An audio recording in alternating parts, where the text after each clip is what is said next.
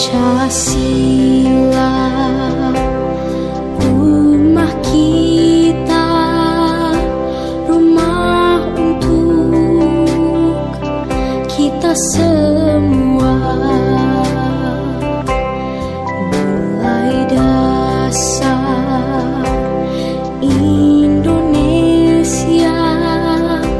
rumah kita selamanya.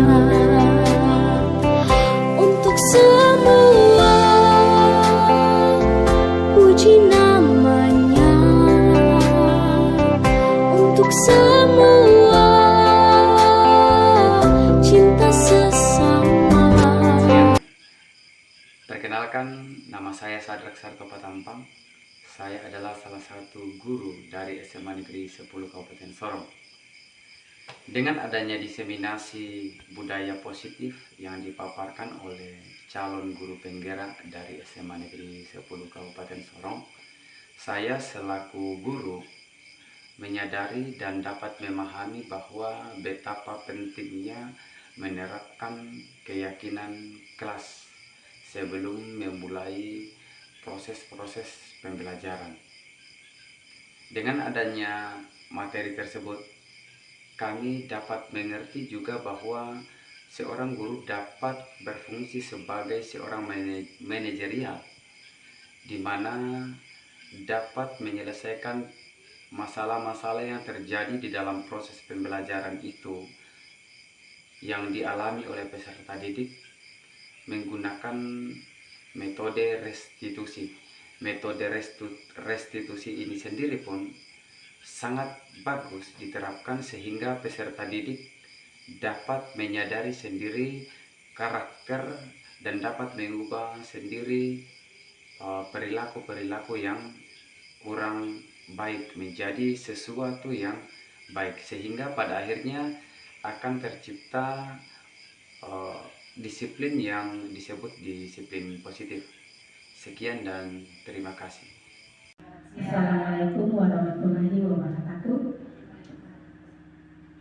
Di siang ini kita akan mulai dengan kegiatan berbagi praktik baik dengan judul materinya diseminasi penerapan budaya positif. Tetapi kita sebelum masuk dalam kegiatan ini, umat percaya kita akan mulai dengan doa berbuka. Mari kita berdoa menurut agama dan kepercayaan kita masing-masing. Berdoa mulai.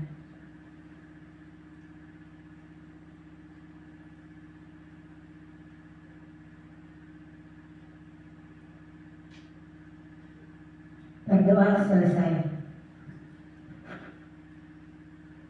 Mari kita langsung masuk ke kegiatan inti, yaitu kegiatan diseminasi penerapan budaya positif dalam rangka berbagi praktik baik. Untuk Ibu Mimin Suryaningsih, saya persilakan.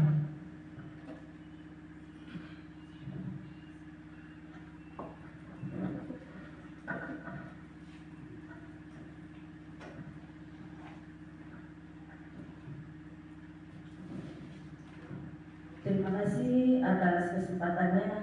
Sebelumnya, Assalamualaikum warahmatullahi wabarakatuh. Selamat siang. Kepada yang terhormat Bapak Wakil Kepala SMA Negeri 10 Kabupaten Sorong, yang terhormat Bapak Ibu Guru SMA Negeri 10 Kabupaten Sorong, perkenalkan hari ini saya selaku calon guru penggerak Angkatan 11 Kabupaten Sorong akan melakukan penyebaran mengenai materi penerapan budaya positif di sekolah.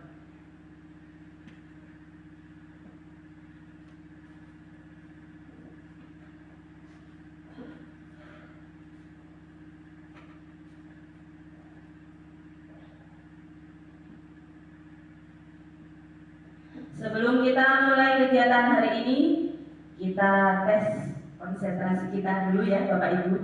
bisa sambil duduk saja, kemudian ikuti arahan irama yang ada di video ini. Siap Bapak Ibu? Siap. Kondisinya baik, sudah siap untuk berbagi praktik baik hari ini? Siap. Ya, terima kasih. Sudah siap ya Bapak Ibu, kita mulai. Kita akan bisa lihat nanti siapa yang sudah fokus atau siapa yang masih belum fokus dari video ini.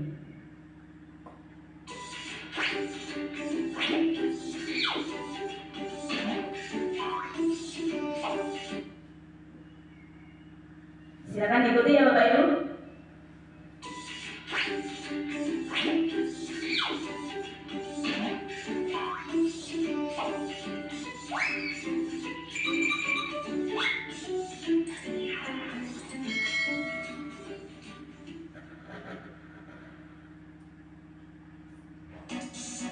Silakan Bapak Ibu ikuti posisi tangannya sesuai dengan arahan lirik dan lagu dari screening ini.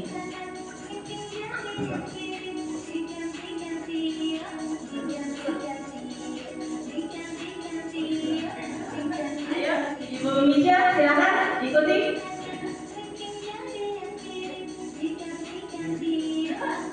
Selesai ya Bapak Ibu. Ayo fokus.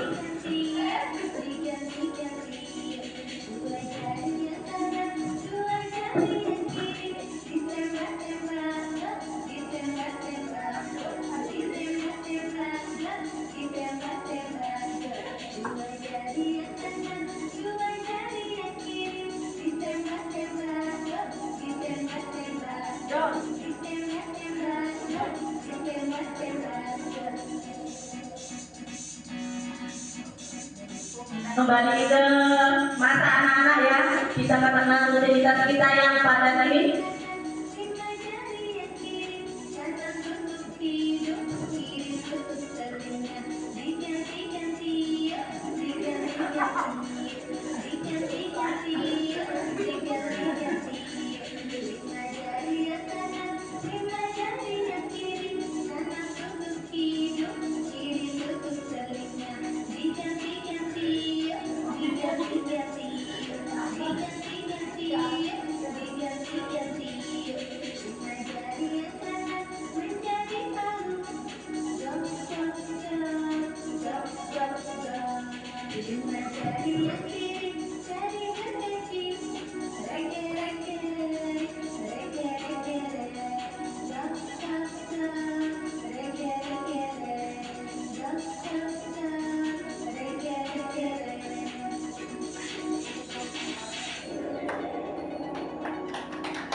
Oke, terima kasih tepuk tangan untuk semua.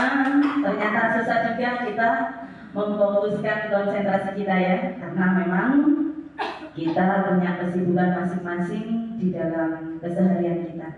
Oke, kita fokus di kegiatan kita hari ini. Kita lanjut.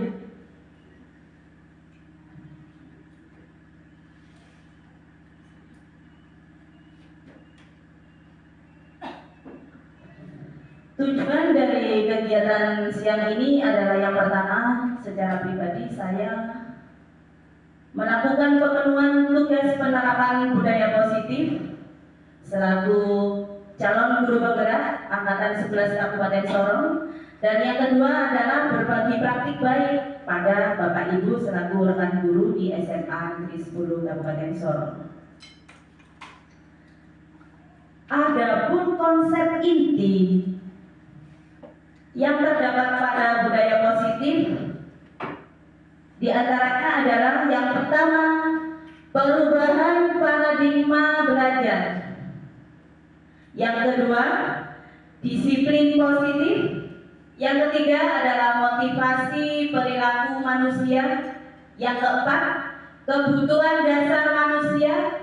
Yang kelima, posisi kontrol restitusi. Yang keenam adalah keyakinan kelas. Dan yang terakhir adalah segitiga restitusi. Mungkin dari Bapak Ibu ada yang merasa Istilah-istilah yang ada di sini kok banyak yang baru sih? Nah, saat ini waktunya kita sama-sama belajar mengenai budaya positif yang akan kita terapkan di sekolah kita. Yang pertama mengenai perubahan paradigma belajar. Jadi di sini pembelajaran dengan paradigma baru. Dulu mungkin ketika kita jadi siswa, pembelajaran itu berpusat pada guru. Jadi gurunya bercerita mulai dari awal kegiatan belajar sampai akhir kegiatan belajar.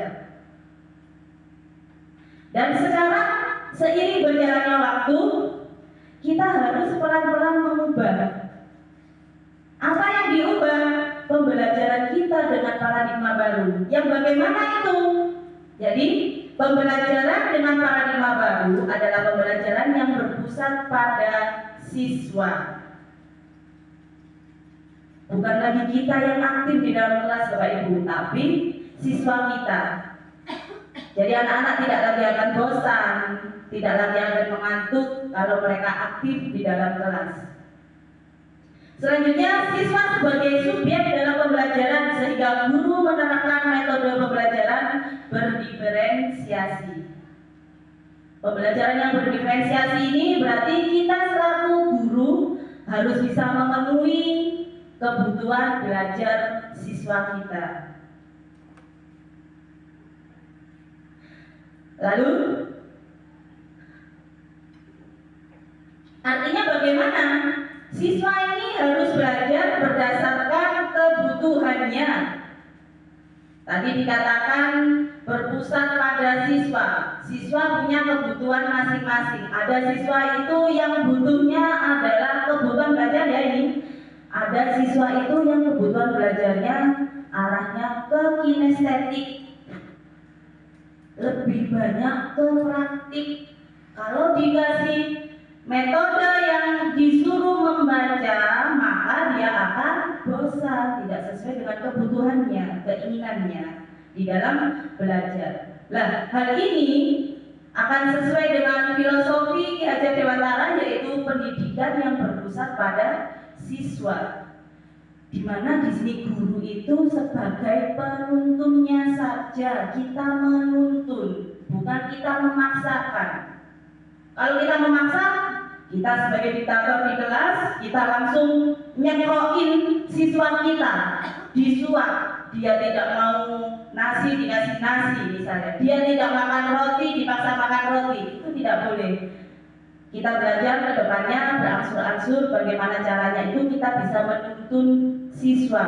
Kita bisa mengerti kebutuhan siswa dalam belajar. Sehingga siswa memiliki profil pelajar Pancasila. Ada 6 dimensi profil pelajar Pancasila. Saya yakin Bapak Ibu guru sudah tidak asing lagi mengenai beberapa elemen ini.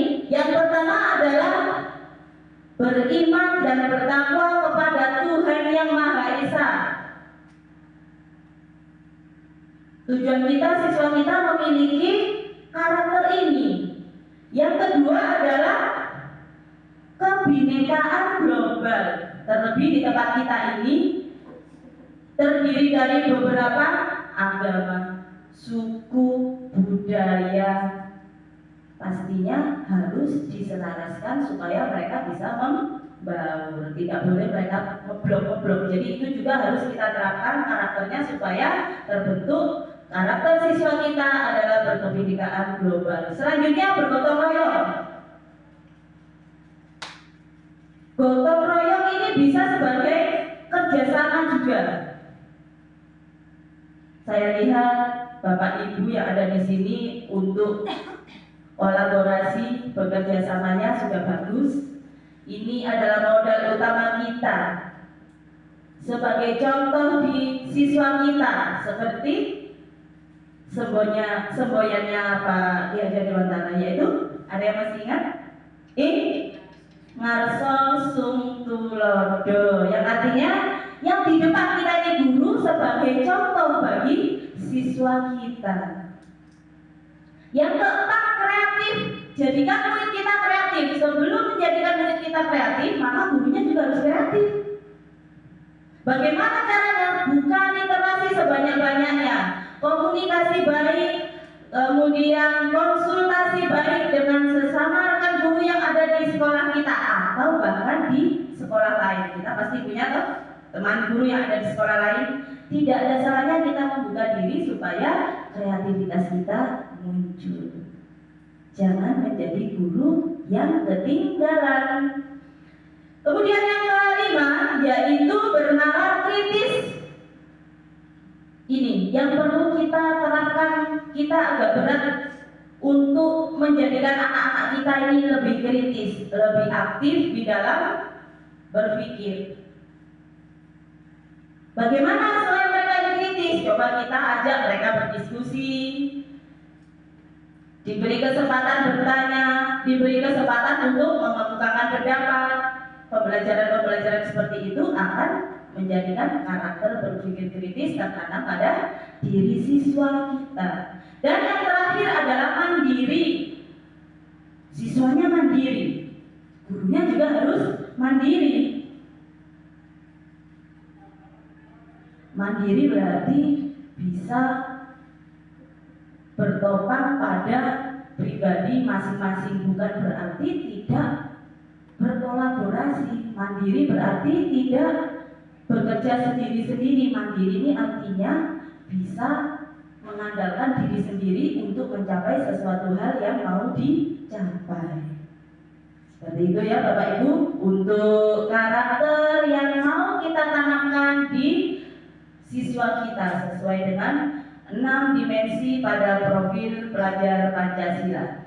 Yang kedua, ada disiplin positif. Nah, ini biasanya kita kalau mau mendisiplinkan siswa kita itu biasanya ada yang namanya aturan, teguran, hukuman, atau sanksi. Dan biasanya ada tata tertib. Ternyata aturan, teguran, hukuman, sanksi, dan tata tertib ini seiring berjalannya waktu kita harus geser. Kenapa? Ini paksaan. Paksaan dari kita sebagai guru atau sekolah memaksa sesuatu kepada siswa. Kalau kita dipaksa bagaimana rasanya? Bisa trauma, bisa benci. Ya Pak ya? Betul apa tidak Bapak Ibu? Jadi aturan-aturan yang ada di sekolah kita ini jangan terlalu dipaksakan kepada anak kita. Nanti kita terapkan di situ disiplin positif. Yang bagaimana ini Bu? Disiplin positif. Kita cermati pada penjelasan selanjutnya, yaitu disiplin berasal dari bahasa Latin yang berarti disiplina, yang berarti belajar. Disiplin diawali dari disiplin diri, sehingga perlu meyakini nilai-nilai penting sehingga memunculkan rasa tanggung jawab. Jadi ini siswa kita harus memiliki keyakinan dari diri siswa sendiri. Dia punya keyakinan, sama halnya kita punya keyakinan terhadap Tuhan Yang Maha Esa. Tanpa dipaksa, kalau kita sudah punya keyakinan itu, maka akan berjalan sesuai dengan keyakinan kita. Pun begitu di sini disiplin juga seperti itu, disiplin positif. Bagaimana kita menerapkan upaya supaya hal-hal itu muncul secara pribadi dari diri siswa, secara intrinsik. Karena apa? Karena kalau ini muncul dari diri siswa sendiri, maka itu tidak akan merasa beban. Mereka juga akan merasa santai saja melakukan karena mereka yakin itu betul benar dengan apa yang diyakininya. Dan ini akan bertahan lama. Tapi kalau aturan itu ketika misalnya bagian kesiswaan tidak masuk karena izin, mungkin siswa kita tidak ada ibu guru yang biasa mengatur kita, jadi kita bisa bolos. Nah, itu tidak akan bertahan lama. Itu karena ada faktor lain, faktor eksternal ini yang harus kita buang. Karena apa? Karena ini nanti sifatnya akan sementara. Berbeda ketika terjadinya dari diri sendiri, itu akan bertahan lama. Dengan adanya disiplin diri akan terbentuk disiplin positif. yang terdapat motivasi di dalam dirinya sendiri tanpa pengaruh adanya teguran, hadiah, pujian, reward, dan lain-lain. Ini adalah hal-hal pendukung dari luar yang dapat mempengaruhi siswa kita melakukan suatu hal. Faktor-faktor eksternal tidak boleh kita terapkan yang seperti itu. Kita berusaha bagaimana caranya supaya siswa kita memiliki atau mewujudkan motivasi positif itu secara intrinsik yang terdapat dalam diri siswa itu sendiri, sehingga akan melakukan nilai-nilai kebajikan universal. Nilai-nilai kebajikan universal itu yang bagaimana?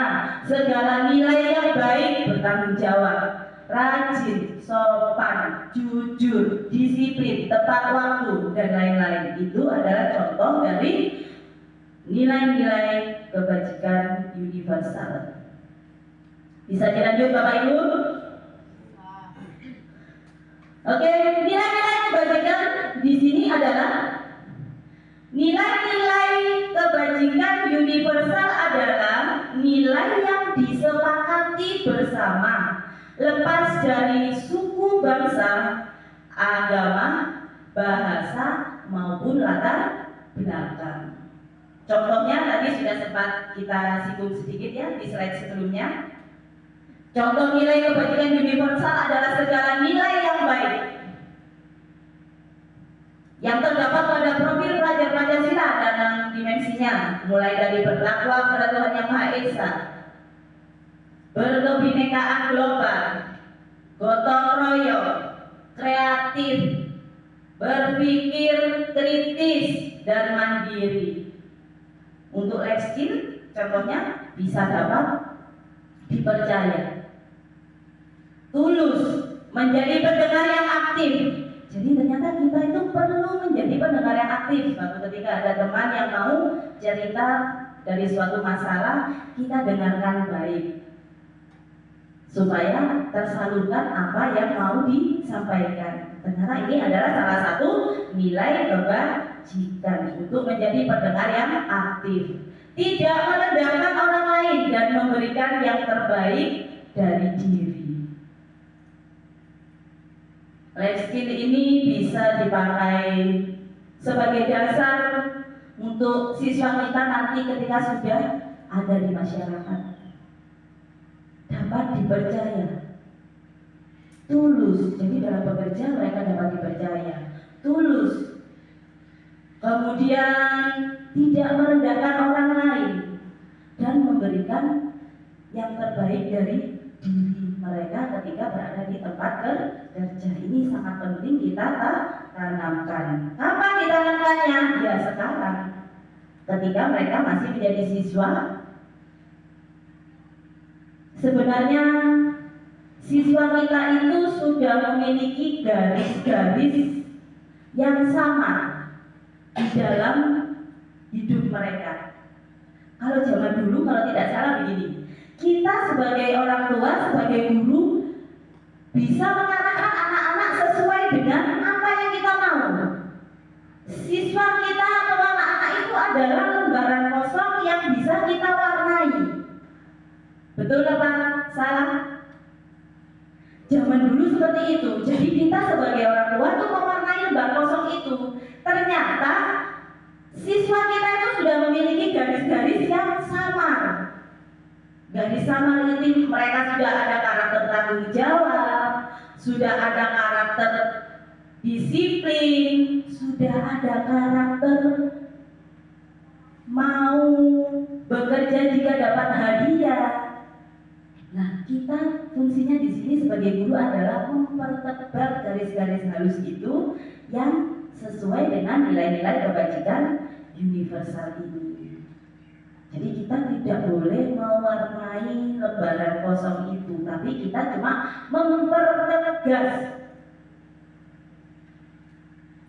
karakter baik yang ada pada siswa. Kemudian apa kita bisa menghapus karakter-karakter yang tidak baik? Tidak bisa dihapus Bapak Ibu. Jadi itu biarkan samar karena memang itu dasarnya sudah ada secara harfiah sudah ada garis-garis tersebut. Bisa dilanjutkan Bapak Ibu? Yang ketiga ada motivasi perilaku manusia. Ada 3 motivasi perilaku manusia yang mendasari kegiatan atau perilaku kita itu ada 3. Yang pertama, apa yang terjadi apabila saya tidak melakukannya? Berarti di sini manusia itu menghindari ketidaknyamanan atau menghindari hukuman. Kalau saya tidak dalam tepat waktu, maka saya dapat teguran dari Bapak Ibu guru, dapat teguran dari kepala sekolah. Itu motivasi perilaku yang pertama. Yang kedua, apa yang akan saya dapatkan jika saya melakukannya? Berarti di sini mengharapkan hadiah. Tidak dari diri sendiri untuk melakukannya. Kalau saya melakukan itu, saya nanti dapat ujian, dapat reward, dapat apresiasi maksimal. Jadi ada keinginan untuk mendapatkan sesuatu. Itu teori motivasi yang kedua. Ingin mendapatkan hadiah atau imbalan dari orang lain. 2 motivasi perilaku manusia yang ini, karena mereka ini ada faktor eksternalnya, maka disebut sebagai motivasi eksternal. Apakah ini bisa bertahan lama? Tidak, karena ada faktor lain yang mempengaruhi sehingga manusia melakukan hal itu. Berbeda ketika saya akan menjadi orang yang seperti apa bila saya melakukannya. Jadi di sini memang mau menghargai diri sendiri. Belajar menggunakan, contoh ya ini, kita belajar menggunakan jenis-jenis metode dalam pembelajaran. Tujuannya apa? Kepingin menghargai dirinya sendiri. Saya ingin menjadi manusia yang seperti ini. Saya ingin menjadi guru yang siswa saya nyaman ketika saya mengajar. Jadi motivasi itu tertanam dari diri sendiri, maka motivasi itu disebut sebagai motivasi internal. Dan ini adalah tujuan disiplin positif. Pasti di sini akan berlangsung dalam waktu yang lama kalau motivasinya memang berasal dari diri sendiri. Kepingin menghargai, ingin menghargai diri sendiri. Lanjut ya Bapak Ibu. Ada beberapa istilah yang mungkin kita harus pelajari hari ini. Yang pertama adalah hukuman. Ini masih kaitan dengan adanya motivasi tadi ya. Yang pertama adalah hukuman. Yang kedua konsekuensi. Yang ketiga adalah restitusi. Mungkin Bapak Ibu merasa restitusi adalah hal baru. Nanti kita belajar bersama supaya tahu apa sih restitusi itu. Kita sekarang bedakan apa bedanya hukuman dengan konsekuensi dan restitusi. Hukuman ini terjadi secara tiba-tiba, tidak ada rencana. Siswa bolos sekolah, 1 kali masuk langsung kita kasih hukuman. Kamu kemarin tidak masuk, sudah ada 1 minggu. Sekarang kamu ke perpustakaan, sapu ruangan perpustakaan sampai bersih. Itu contoh hukuman. Tidak ada rencana, terjadi secara tiba-tiba. Dan di sini satu arah, tidak ada kesepakatan antara orang pertama dan orang kedua. Dan hukuman juga bisa berupa fisik atau psikis. Kalau yang seperti itu tadi, sapu ruang perpustakaan sampai bersih, itu kira-kira hukuman secara apa? Fisik atau psikis? Halo Bapak Ibu. Halo. Hukumannya bagaimana? Sapu ruang perpustakaan sampai bersih. Jika ini dibicarakan ketika anak datang dipanggil, sapu. Itu hukumannya secara fisik. Tapi ketika apel lalu kita bilang, Ani, kamu kemarin tidak masuk sekolah, sekarang kamu bersihkan perpustakaan sampai bersih. Itu dua-duanya kena. Fisikisnya kena, siswa malu toh, karena ditegur di depan temannya. Dan yang kedua adalah secara fisik juga kena. Selanjutnya konsekuensi. Di sini ada aturan dan konsekuensi yang tertulis. Misalnya, kalau konsekuensi ini ada suatu aturan. Siswa tidak mengerjakan tugas, maka siswa menyalin tugas di depan kelas. Sudah ada pernyataan yang tertulis, sudah ada aturannya, dituliskan ketika dia melakukan ini konsekuensinya seperti ini. Jadi sudah ada kesepakatan di awalnya. Berbeda dengan hukuman tadi langsung satu arah, guru saja atau orang pertama saja, dan secara tiba-tiba. Kalau ini memang sudah ada aturannya. Kalau konsekuensi seperti itu dan dia sudah terencana di awal, sudah direncanakan, itu konsekuensi. Dan yang ketiga adalah restitusi. Apa sih restitusi? Proses menciptakan murid mencari solusi sendiri. Jadi di sini ada diskusi antara guru dengan murid. Hingga pada akhirnya guru memberikan arahan kepada murid dan murid bisa mencari solusi atas apa masalah yang dilakukannya. Sehingga dia menjadi manusia yang bertanggung jawab dan kembali pada kebenaran kelasnya. Kalau restitusi seperti itu Bapak Ibu. Jadi siswa kita melakukan suatu kesalahan, kita panggil, ada tahapan-tahapannya, kita diskusi, muncul suatu solusi, di mana solusi itu adalah bagian dari tanggung jawab siswa terhadap masalah tersebut. Bapak Ibu silakan minum tehnya, kelihatannya ngantuk juga ini. Ngantuk kan? Kita lanjutkan ya Bapak Ibu. Yang keempat adalah kebutuhan dasar manusia. Kebutuhan dasar manusia adalah segala sesuatu yang kita lakukan untuk memenuhi tujuan tertentu. Semua yang kita lakukan adalah usaha terbaik kita untuk mendapatkan apa yang kita inginkan.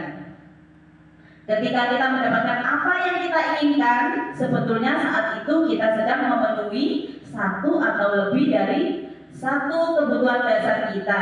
Sebaliknya, jika kita tidak memenuhi kebutuhan dasar kita, maka akan kita lakukan sesuatu yang menyimpang. Ini terjadi pada siswa kita ataupun kita ya Bapak Ibu.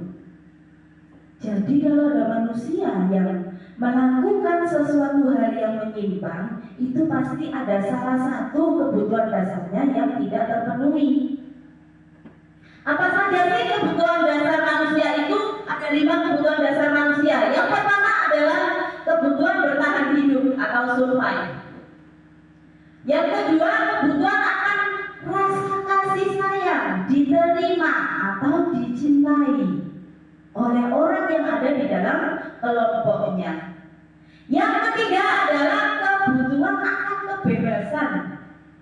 Yang keempat, kebutuhan akan kesenangan, dan yang kelima adalah kebutuhan akan penguasaan. Ini akan kita bahas satu persatu ya. Yang pertama adalah kebutuhan bertahan hidup.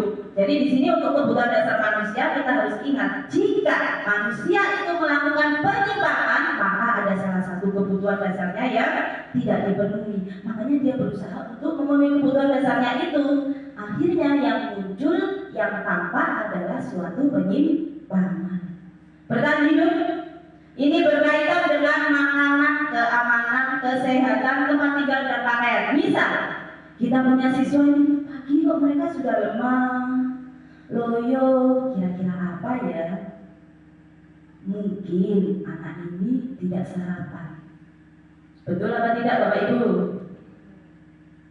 Mungkin rumahnya kebanjiran, jadi dia harus membersihkan rumah, atau kepikiran rumahnya yang kebanjiran. Itu satu kebutuhan dasar, yaitu bertahan hidup. Yang kedua, kepingin menjadi manusia yang berkuasa. Jadi dia selalu tampil, kepingin dianggap, kepingin jadi pemimpin, kepingin selalu terlihat berprestasi, dan kepingin selalu didengar oleh orang yang ada di sekitarnya. Apakah ini menyimpang? Ya, jika itu terjadi secara terus-menerus. Kepingin berkuasa, kepingin orang mengakui, oh iya, orang ini ada pengaruhnya. Haus akan kekuasaan.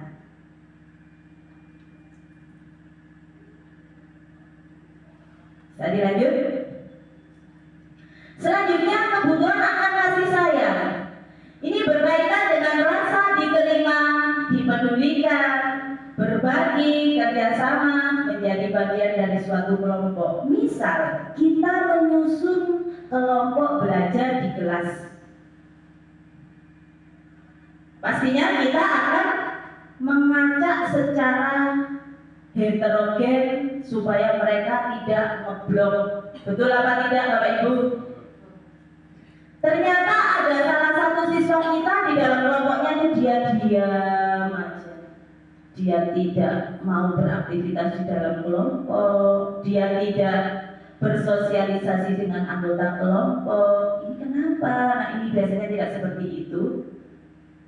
Mungkin dia ini merasa tidak diterima di dalam kelompok itu. Ini bukan biasa teman-teman dekatnya. Ada kan manusia yang seperti itu susah untuk cepat beradaptasi.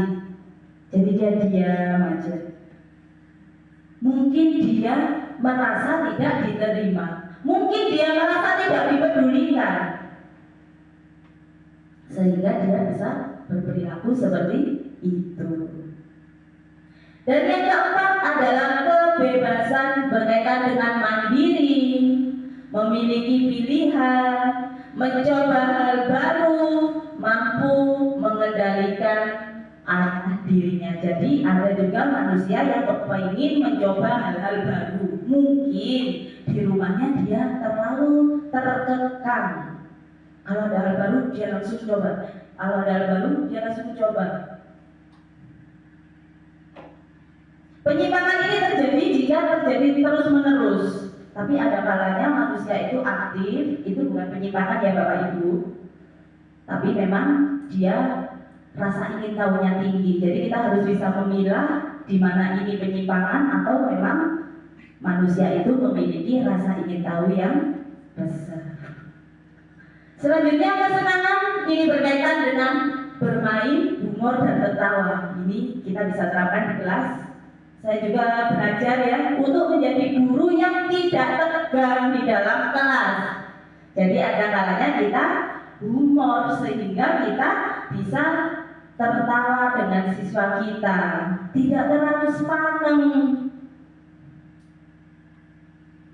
Bisa diterima Bapak Ibu? Bisa dilanjutkan ya?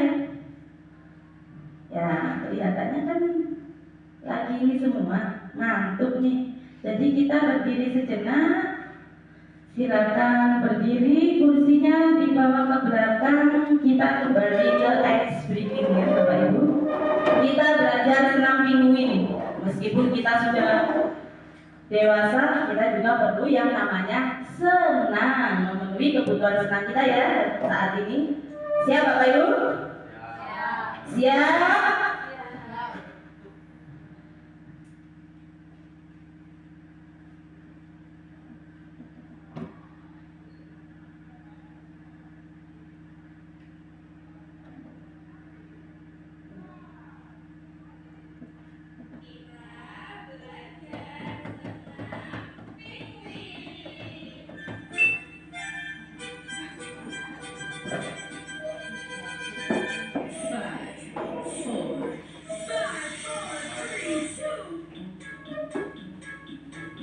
Kita nikmati ya Bapak Ibu.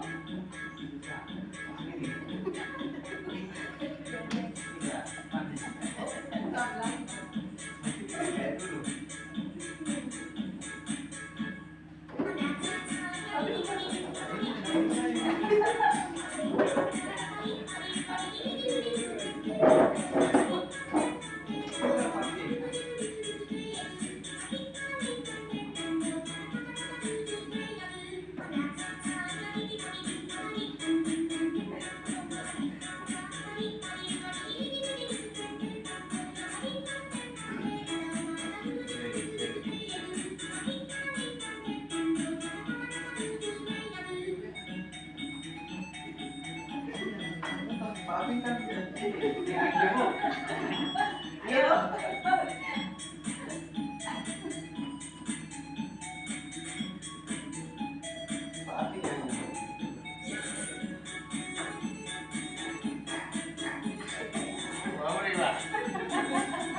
Saat jaraknya ke depan ini.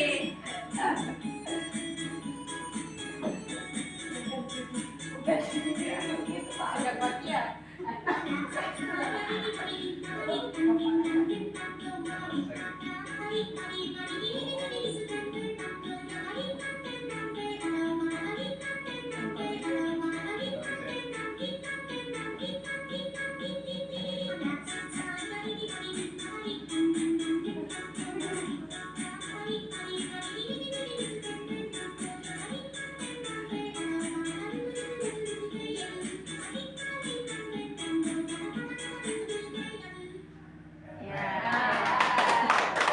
Tepuk tangan untuk kita semua. Terima kasih atas partisipasinya ya Bapak Ibu.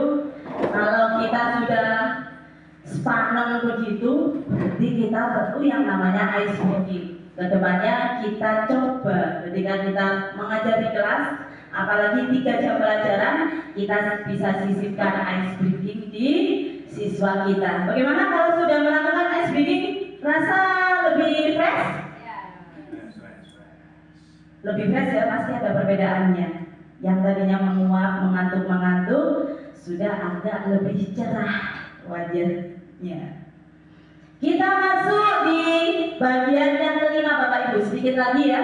Ada 5 posisi kontrol pada restitusi. Minta maaf. Di sini ada 5 posisi kontrol restitusi. Jadi guru itu memiliki 5 posisi kontrol terhadap siswa kita.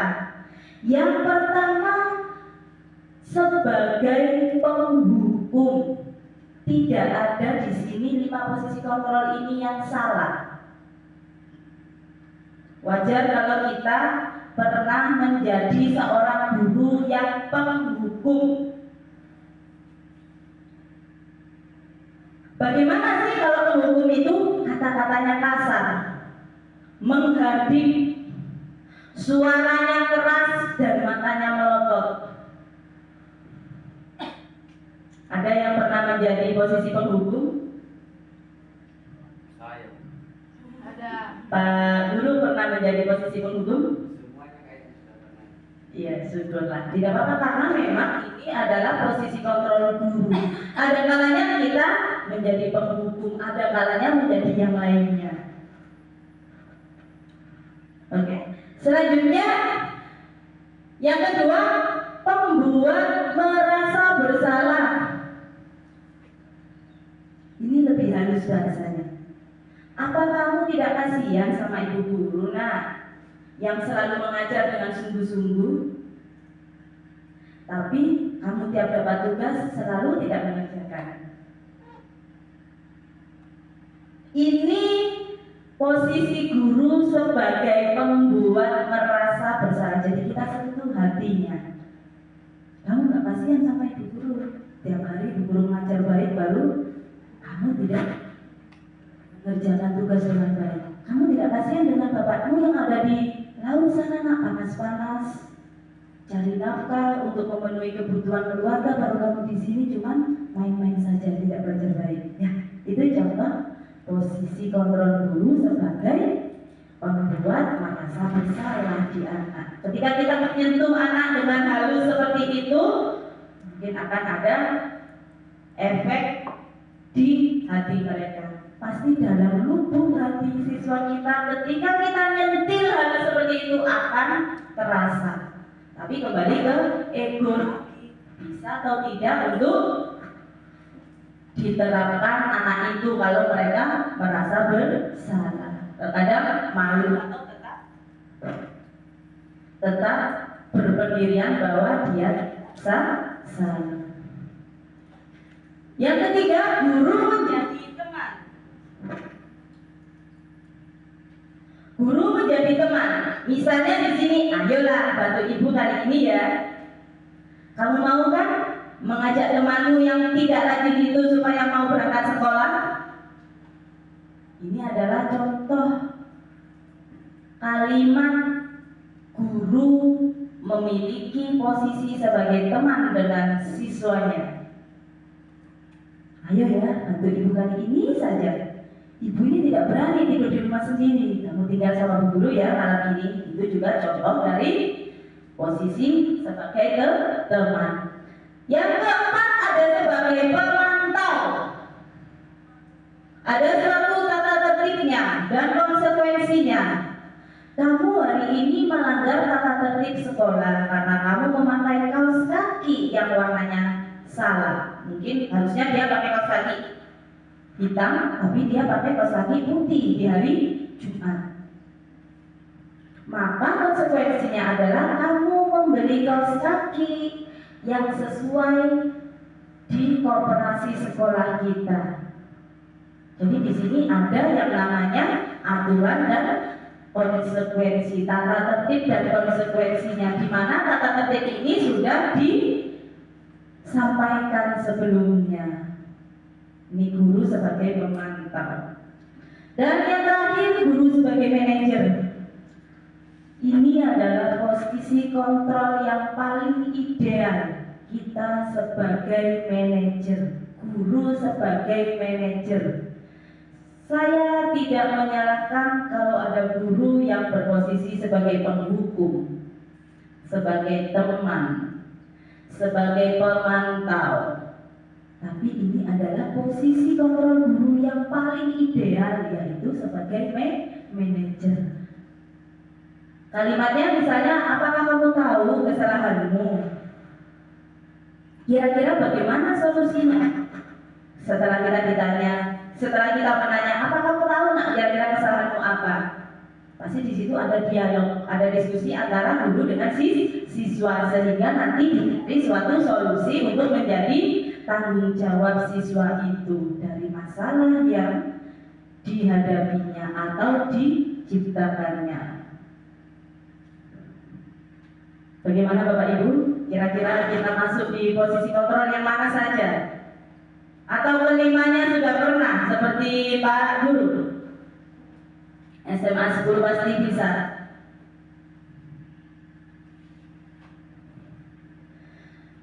Coba kita cek pemahaman Bapak Ibu. Refleksi posisi kontrol guru.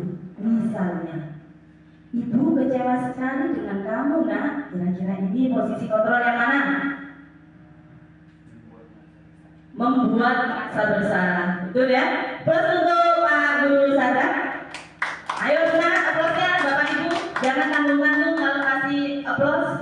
Selanjutnya yang kedua, yang lain boleh mencoba untuk menjawab ya. Kamu tidak pernah benar melakukannya.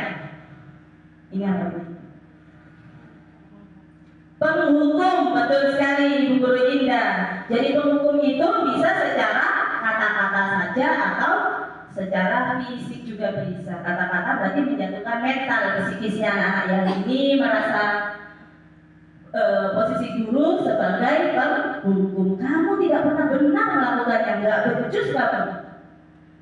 Lanjut yang ketiga ini contohnya, kamu tidak dapat nilai jika kamu tidak mengerjakan tugas. Kira-kira ini posisi kontrol yang mana dari guru?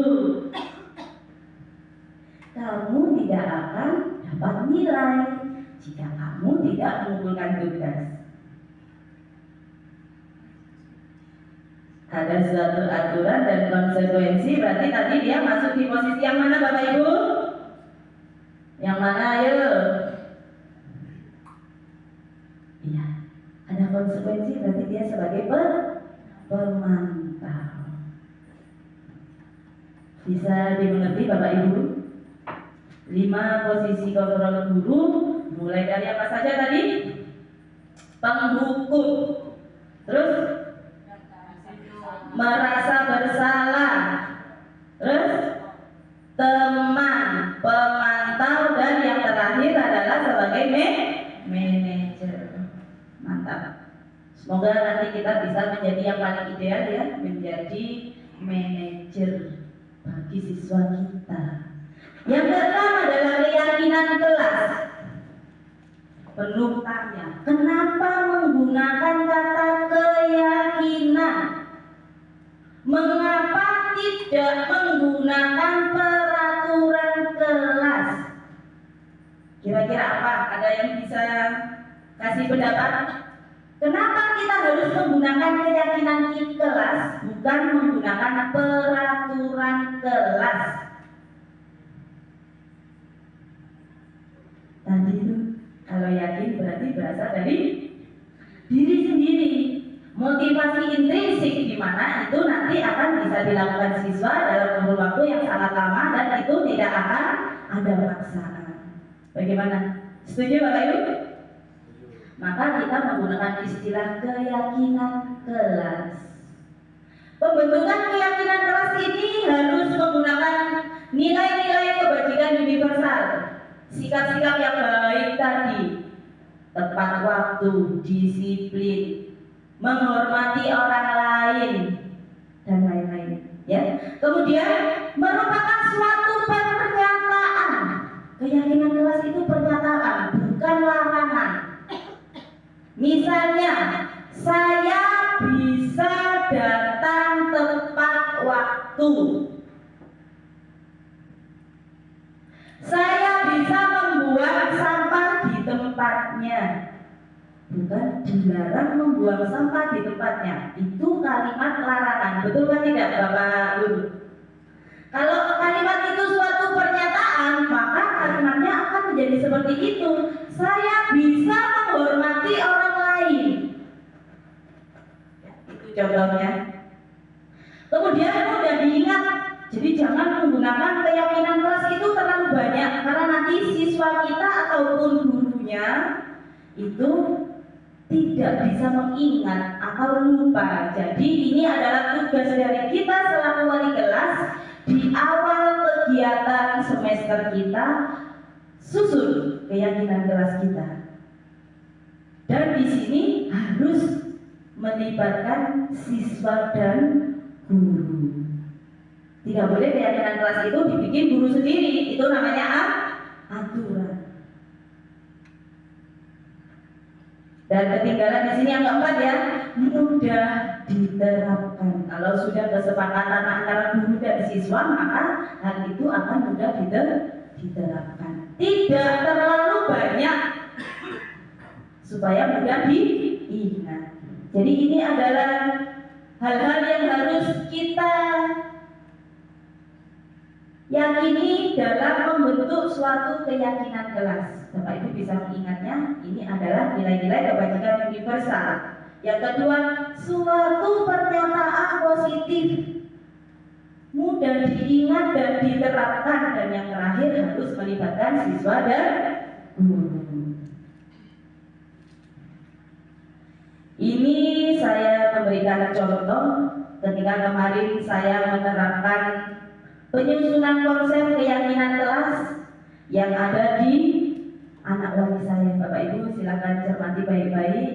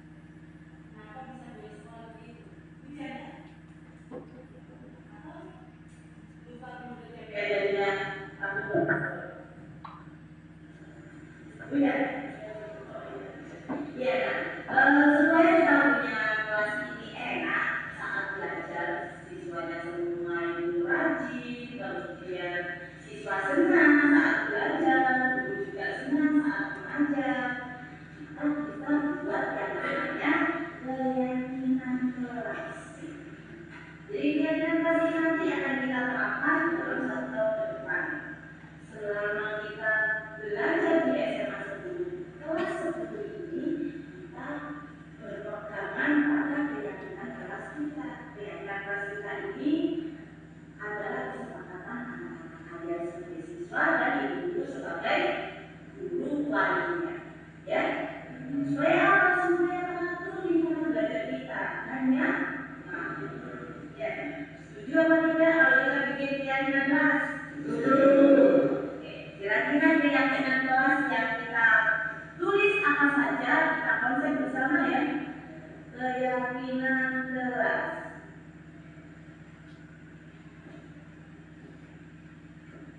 Ini kita kelas 10, keyakinan kelas. Kira-kira poin pertama, kalian yakin bisa ngapain nak? Aku tetap setuju, berarti kita tulis keyakinan kelas itu. Kira-kira saya bisa ngapain? Saya bisa belajar. Saya bisa belajar. Semua sepakat ini? Oke. Saya bisa rajin belajar. Selanjutnya yang kedua apa? Dari apa ya?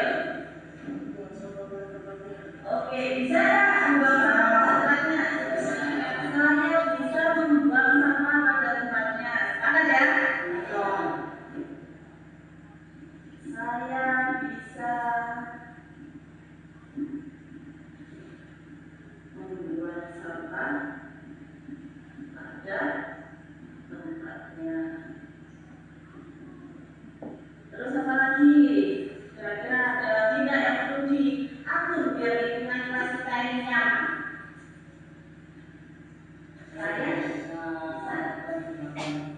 Saya bisa datang tepat waktu. Bisa nggak ini? Bisa.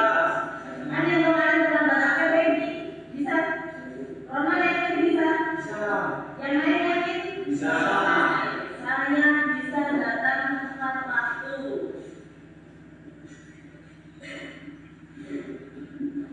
Datang ke mana? Datang ke sekolah tepat waktu. Terus apa lagi ada atau tidak?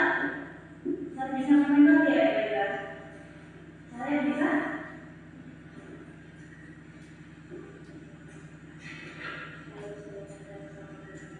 Oh boleh. Saya bisa menghargai orang lain, ya. Kalau bisa menghargai sesama teman saja, nanti kalian tidak bisa menghargai orang yang buruk dong. Ya. Saya bisa menghargai orang lain. Bisa. Saya bisa menghargai orang lain.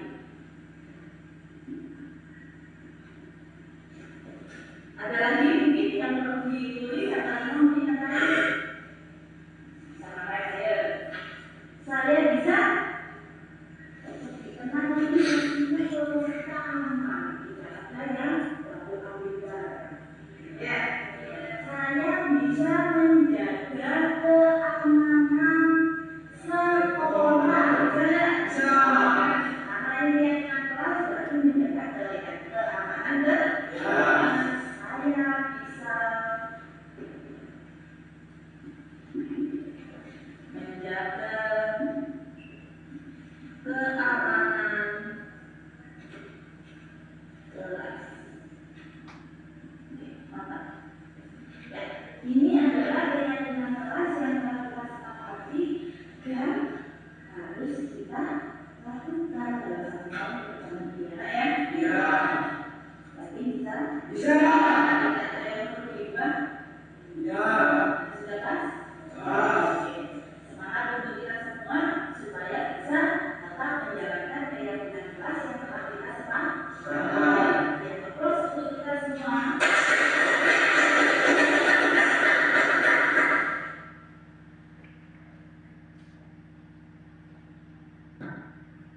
Jadi itu adalah contoh saat kita menyusun konsep keyakinan kelas.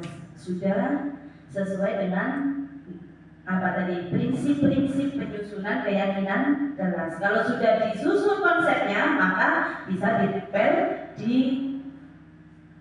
dalam kelas kita. Seperti halnya petugas piket dan lain-lain, tetap harus ditempel di kelas kita. Ternyata ada respon ketika siswa itu diajak membuat keyakinan kelas. Coba diperhatikan. Ini salah satu siswa kita yang ada di kelas 10. Responnya seperti ini. Kalau kita libatkan mereka dalam penyusunan keyakinan kelas.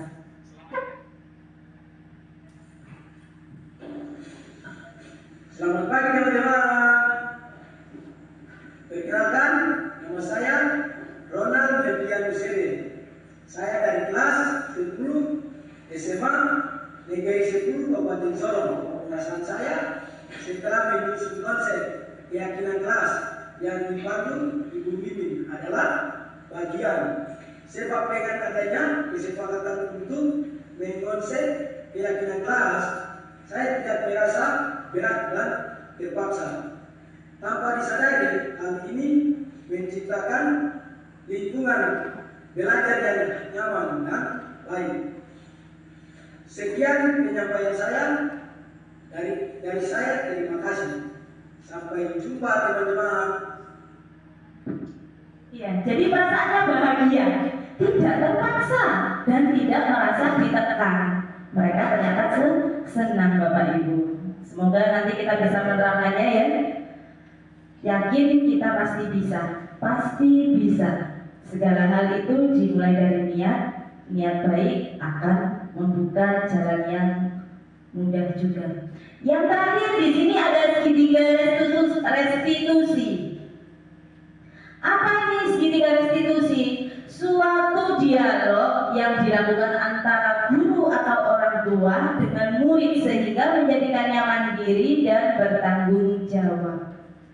Di sini ada dialog sehingga siswa bisa mandiri dan bertanggung jawab.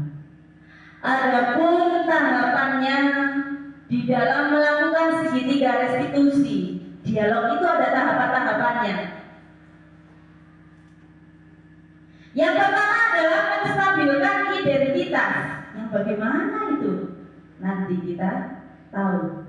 Yang kedua adalah validasi tindakan yang salah. Dan yang ketiga adalah menanyakan keyakinan. Tahapan ini tidak boleh dibolak-balik. 1, 2, dan 3 sesuai dengan urutannya.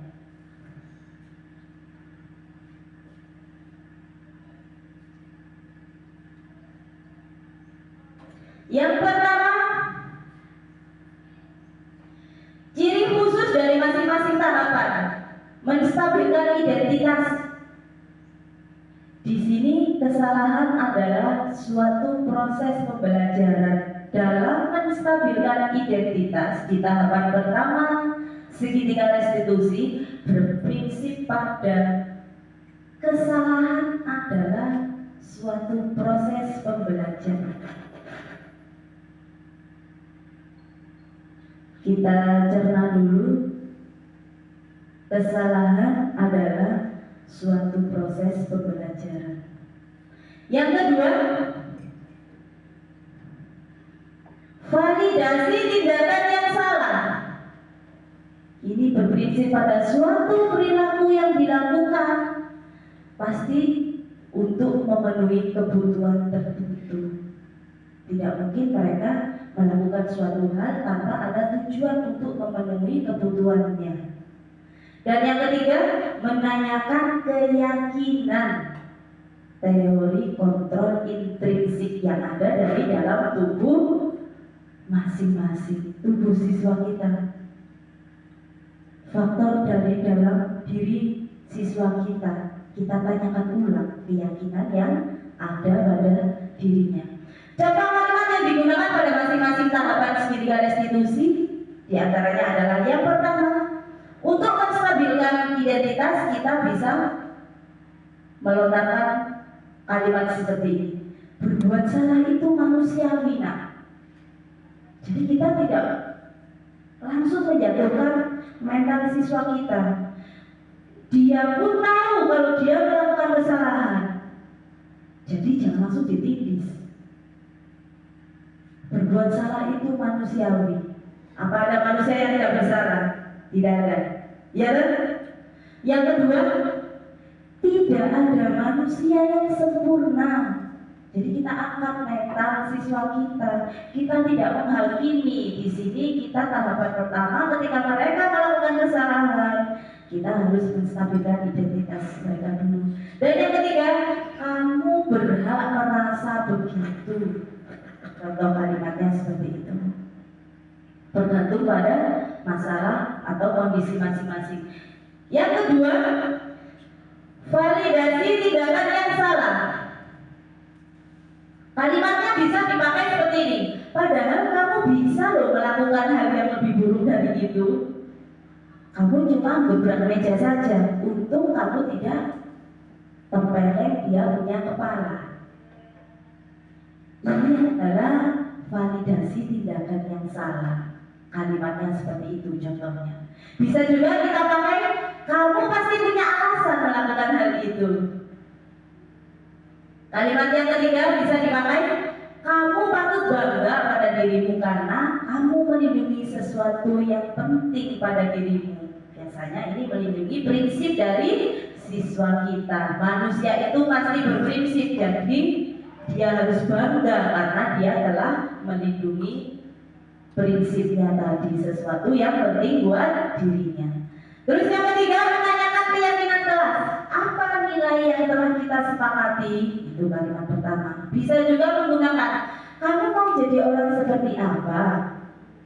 Yang ketiga, bagaimana solusi dari masalah ini? Jadi kalau kita sudah menggabungkan 3 langkah dari tahapan segitiga restitusi ini, maka dialog itu akan memunculkan suatu solusi dari suatu permasalahan di mana di sini siswa akan bertanggung jawab pada masalah yang terjadi.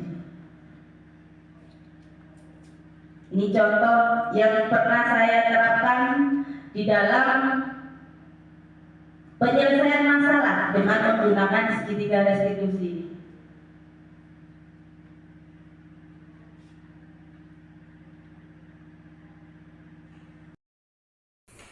Selamat pagi Rina. Selamat pagi Bu. Rina, tadi pagi Ibu Guru dapat laporan dari Bu Mimin. Katanya Rina tidak fokus ya belajar di kelas tadi. Iya Bu, saya minta maaf karena tadi saya di kelas saya berdiri besar melalui kertas teman-teman saya Bu. Jadi di sini Ibu tidak mau tertarik mencari siapa yang benar atau siapa yang salah. Tapi di sini Ibu Guru kepingin mencari solusi dari masalah yang sudah terjadi ya? Iya Bu. Oke. Kira-kira apa alasan Rina tadi pagi bisa berkirim pesan lewat kertas seperti itu saat kegiatan belajar?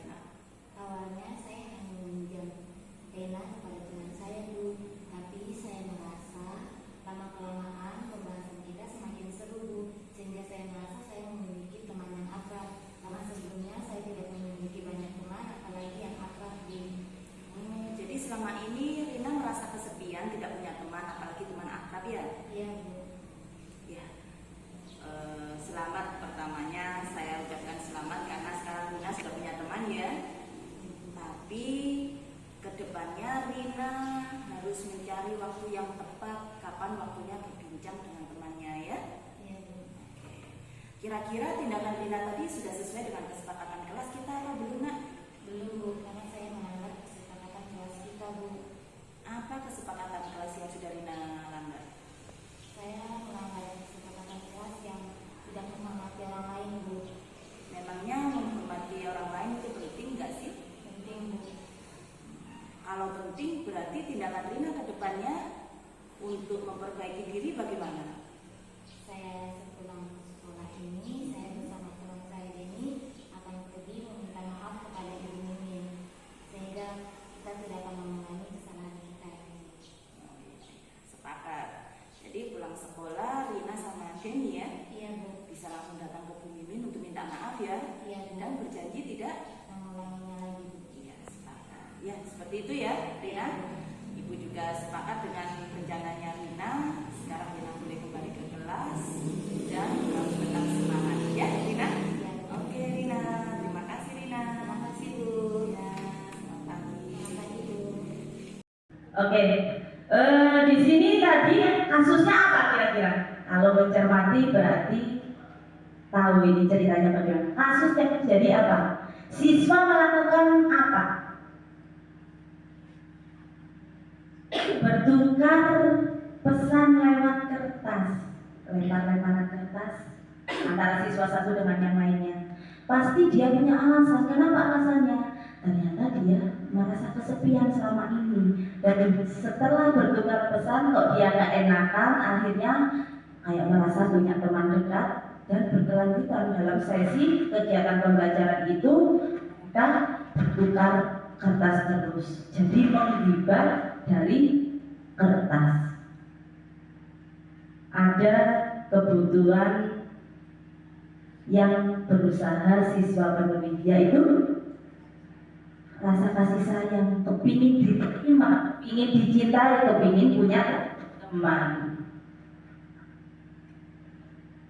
Kemudian alasannya sudah tidak didapat, di sini langsung dibuat suatu dialognya. Gurunya menyatakan manusia itu tidak ada yang sempurna. Ibu guru juga bisa pernah melakukan hal yang sama. Hal-hal itu adalah tahapan awal. Selanjutnya alasannya apa, dan ditemukan suatu solusi. Solusinya apa? Solusi itu ternyata meminta maaf. Karena apa? Karena siswa merasa melanggar keyakinan kelasnya, yaitu menghormati orang lain. Mereka tahu, oh iya, saya tuh melanggar keyakinan kelas, maka saya harus minta maaf karena saya tidak menghormati ibu guru saat mengajar. Ya, seperti itu Bapak Ibu guru. Dan siswa juga seperti ini tanggapannya. Halo, selamat pagi. Perkenalkan nama saya Rina. Saya dari kelas 12 IPA SMA Negeri 10 Kabupaten Sorong. Saya senang diajak berdiskusi oleh ibu guru. Dari hasil diskusi itu saya jadi tahu pembelajaran lain itu penting. Maka dari itu saya akan meminta maaf kepada Ibu Mingin atas kesalahan saya. Terima kasih. Dari proses begini dari diskusi itu ternyata siswa tahu ya pelanggarannya apa, kebutuhannya apa, dan solusinya bagaimana. Seperti itu Bapak Ibu. Ini adalah peta konsepnya ya. Dari serangkaian tadi, kalau kita ringkas di dalamnya seperti ini, bisa dicermati bersama. Budaya positif itu mengandung 3 hal utama: teori motivasi, posisi kontrol, serta kebutuhan dasar manusia. Di mana di sini nanti tujuannya adalah membuat keyakinan kelas yang berasal dari apa? Faktor internal. Supaya apa? Supaya tidak cepat usang, bertahan lama dalam kurun waktu yang selama-lamanya, yang tidak ditentukan. Ini adalah peta konsepnya ya Bapak Ibu. Setelah banyak hal yang kita pelajari, kalau diringkas hanya seperti ini saja. Dan sudah selesai sesi kita. Mungkin dari Bapak Ibu guru mau bertanya, saya beri kesempatan bertanya. 1 pertanyaan saja untuk siang ini, karena saya rasa ini sudah cukup siang dan sudah waktunya istirahat untuk Bapak Ibu. Silakan kalau mau bertanya Bapak Ibu. Ya, silakan Bapak Guru. Terima kasih atas kesempatan yang diberikan. Saya tertarik dengan kegiatan pembelajaran hari ini di Sebinas. Saya tertarik pada apa tadi? 5 prinsip dasar manusia. Ya, 5 posisi kontrol. Kita itu belajar dari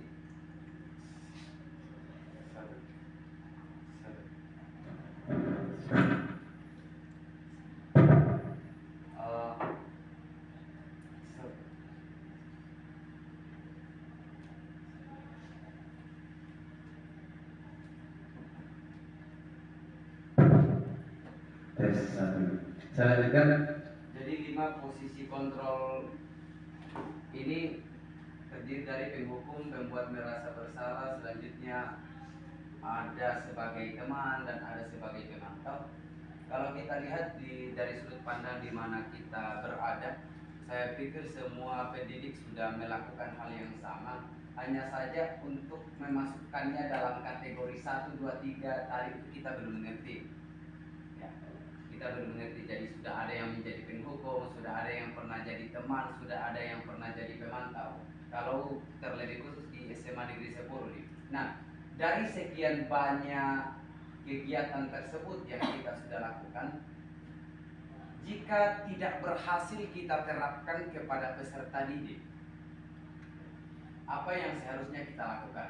Jadi ketika semuanya kita sudah lakukan posisi kontrol ini, apa yang seharusnya kita lakukan dan alternatif apa yang mungkin menjadi hal yang terbaik yang kita buat kepada peserta didik tersebut? Mungkin itu.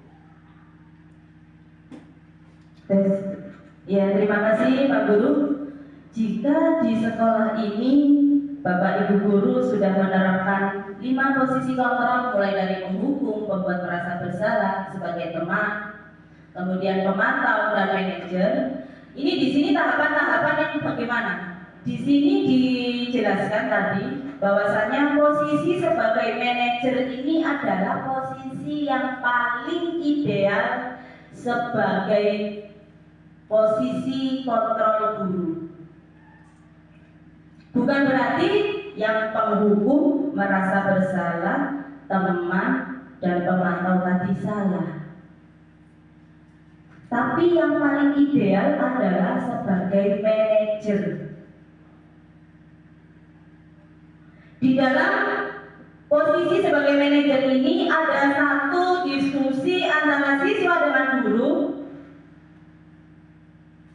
sampai dicapai suatu solusinya.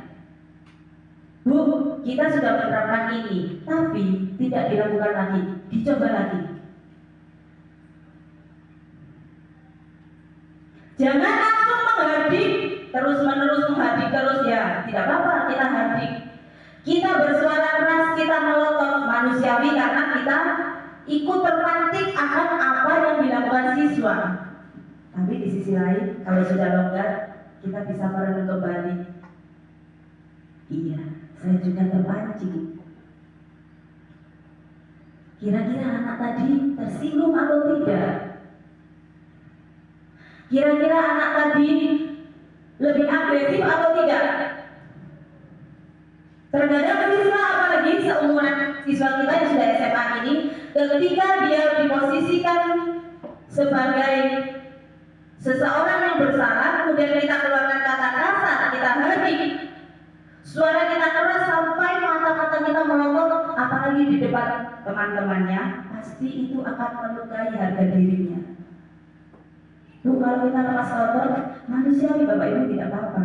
Tapi kita belajar yuk sama-sama menjadi manajer, dipanggil, terus ditanya, tahu kesalahanmu, sampai dicari solusinya melalui segitiga restitusi tadi. Seperti itu. Bu, tidak berhasil, anak-anak cuma bicara-bicara saja kosong.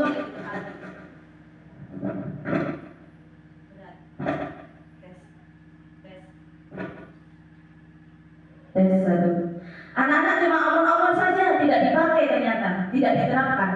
Kita coba lagi, berarti hal itu belum menyentuh motivasi intrinsiknya. Makanya kita berusaha untuk memotivasi siswa dari dalam dirinya sendiri. Seperti itu Bapak Ibu. Kita usaha, sama-sama kita usaha demi kebaikan kita punya siswa, supaya mereka mencapai kebahagiaan setinggi-tingginya. Seperti itu Bapak Ibu Guru. Jadi tidak ada hal yang sia-sia. Kalau kita sudah melakukan dialog, berdiskusi sampai ada solusi, ternyata siswa masih tetap melakukannya, kita terapkan seperti itu lagi. Tapi kalau kita terus hukum dengan cara hadik, suara keras, melotot, dia satu kali masuk, besok tidak masuk lagi. Datang 5 kali lagi, datang 5 kali lagi. Jadinya seperti itu. Seperti itu Pak Guru. Mungkin ada sesuatu yang perlu disampaikan lagi. Untuk Bapak Ibu yang lainnya bagaimana? Sudah pas? Oke, kalau seperti itu semoga diseminasi penyebaran praktik baik hari ini mengenai budaya positif yang ada di sekolah ini bisa bermanfaat untuk kita semua.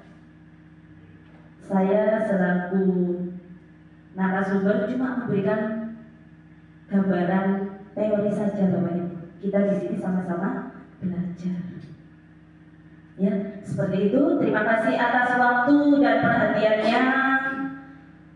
Silakan Bapak Ibu bisa kembali ke tempatnya. Dan saya kembalikan kepada moderator untuk moderator saya silakan.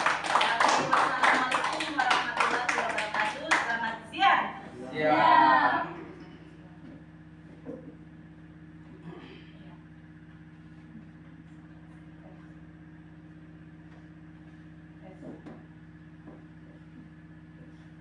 Oke, kita berikan aplaus satu kali lagi untuk calon guru penggerak kita, Ibu Suryadisi sebagai calon penggerak untuk membawa materi tentang diseminasi penerapan budaya positif.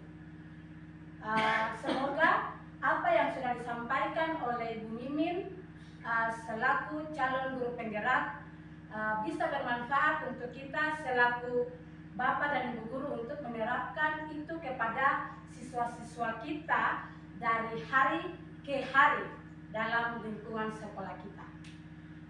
Itu saja. Sekarang kita akan tutup dengan kita akan tutup kegiatan ini dengan doa. Jadi kita mulai dengan doa. Mari kita berdoa menurut agama dan kepercayaan kita masing-masing. Berdoa mulai.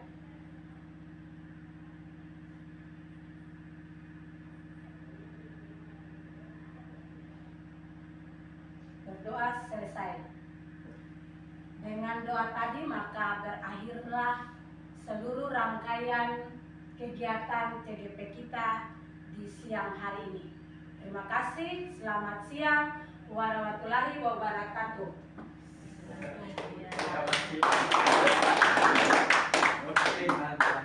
Terima kasih.